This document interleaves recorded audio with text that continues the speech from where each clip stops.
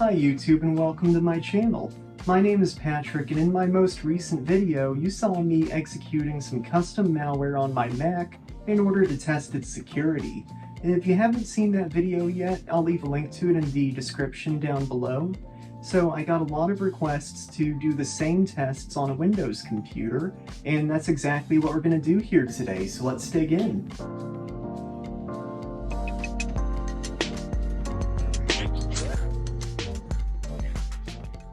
If you enjoy cybersecurity videos or technology videos in general, consider subscribing to the channel. I try to post at least once a week, and I hope that you'll find this video was worth a click. So let me start by making a point saying that this is for educational purposes only.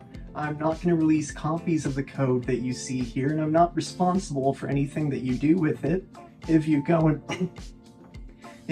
manually write down that code that you're going to see in the video. So don't abuse these methods to commit any crimes. I fully denounce any form of cybercrime and will not endorse any illegal usage of these examples. This is all purely to show you how vulnerable Windows is out of the box and how it fares against real-life threats. Alright, so let's go ahead and get started. This is going to be Windows Defender versus real-life malware.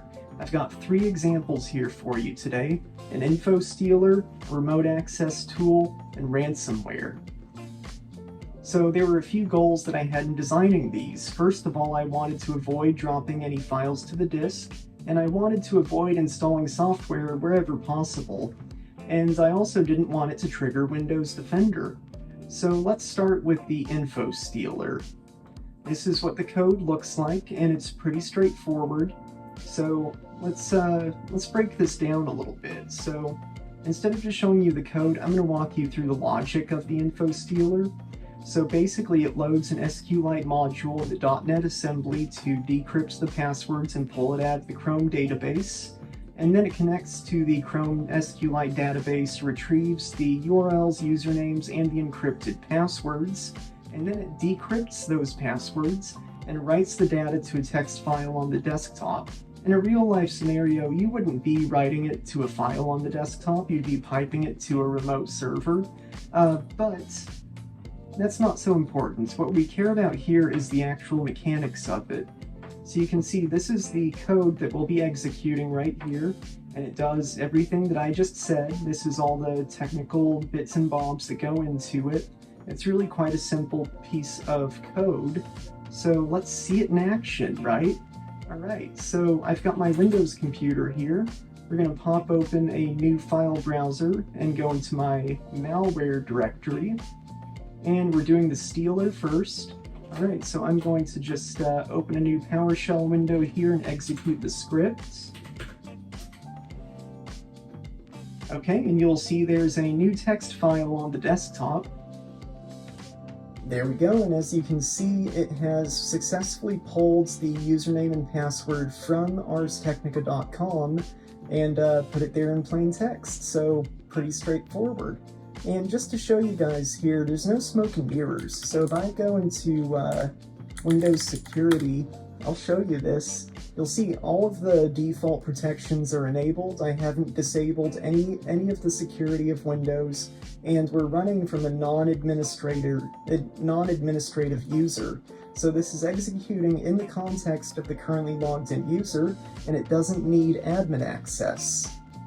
Alright, so that's all well and good, but what about our next samples that I've collected? So obviously so far Windows doesn't do a very good job of protecting the passwords that you might have in Chrome, but what else have we got to work with? Well, then there's the remote access tool. So in the context of the currently logged in user, this is going to give us a remote shell so that we can remotely control the computer. And in real-life scenarios, persistence mechanisms such as a scheduled task would be ran to execute this script on boot. Let's talk about how this works. So basically it creates a listener, and it's using TCP to establish a connection to the specified listener, and that's what allows the attacker to send and receive data from the compromised machine. And then it has a function called execute command, which takes the command, from the remote server and then actually executes it there on your Windows machine that you've compromised. And then it has a loop that basically executes over and over again, and that's to ensure that you can send more than just one command. So let's take a look at the code. This is what the code looks like. It's very straightforward, so it's got a couple variables up here that you can change to, whatever your server and port is. And then you can see this is where it creates the TCP client, and then you have the function here that actually does the heavy lifting, so that's what takes the commands that you type on the remote server and executes them on the Windows machine. And then we have that loop that keeps everything open while we're working with it. And then finally at the bottom, this is where it starts the reverse shell. So let's go ahead and look at this in action. So I'm going to cd into the rat folder. And before we execute this command, what we need to do is connect to our remote server that's going to receive the commands.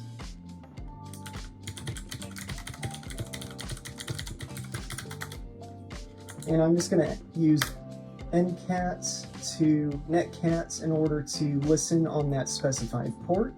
Okay, and remember this is as a non-administrator user. So we're just going to execute the script here.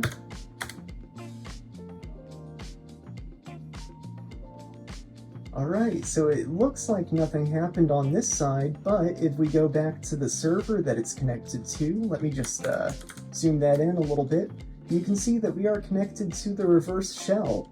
So I'm just going to run ipconfig, and you can see this is the IP information of that Windows machine that we've just compromised. Alright, so we're 2 for 2. The Infostealer worked, and it was able to steal my Chrome passwords, and then the remote access tool worked, and it was able to make it so that I have remote access to that Windows machine, and Windows Defender did nothing to stop this. Go figure. So that's really the point in all of this. I'm trying to show you how useless Windows Defender is against real-world attacks, because these are the types of methods, the types of things that you'll see a real attacker using.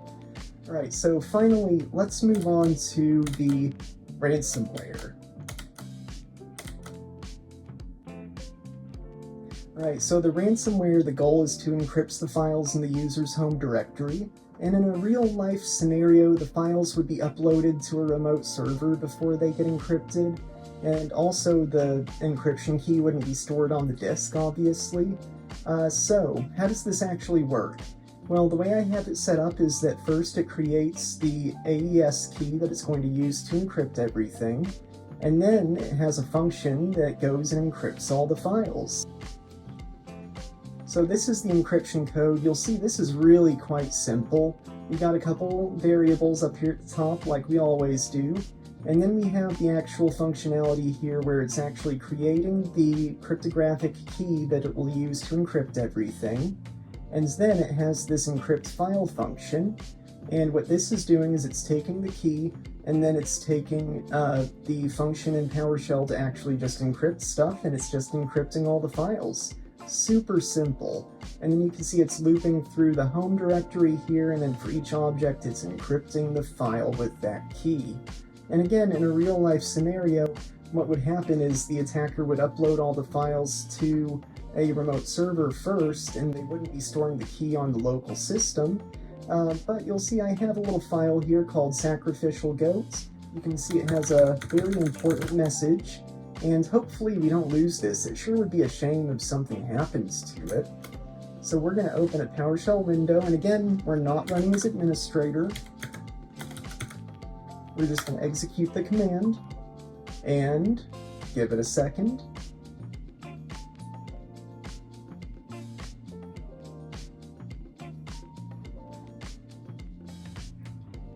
There it goes. Okay, now did it work? So if we open our Sacrificial Goat, oh no, my super important message has been obliterated and encrypted. Whatever could have happened here? Alright, so obviously the thing about this is that you have to first get access to run commands on a remote server before you can execute these commands, and obviously I haven't shown you how to break into a server, This is just what you do as an attacker after you've broken into the server. And again, the purpose of all this is just to show you how completely useless Windows Defender is. These are real-life attacks, real-life methods that are being used, and Windows Defender did nothing to protect against it. So at the end of the day, you really should be considering your cybersecurity and how fickle, how breakable it is. Because we're not safe, and that's the point of all of this. I'm trying to prove to you that this stuff is a real threat to our livelihoods, and it's super easy. And again, this is all for educational purposes. And if you enjoy this type of content and you want to see more experiments like this, consider subscribing to the channel.